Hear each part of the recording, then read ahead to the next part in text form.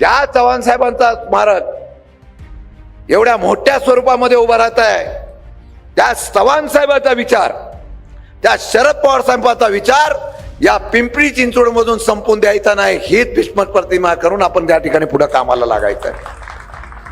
आणि म्हणून मी आपल्याला एवढीच विनंती करेन की दुसरं आंदोलन तुमचं सुरू करा, बैठका घ्या, अध्यक्ष वगैरे तुम्ही सगळ्यांनी बैठका घ्या.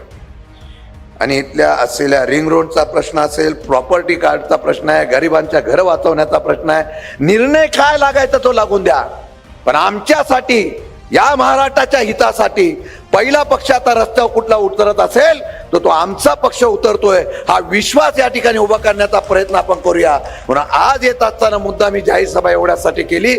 आणि मला वाटतं की आम्ही अध्यक्षांनी सरचिटणीस झाल्यानंतर पहिली जाहीर सभा माझी पिंपरी चिंचवडला होती.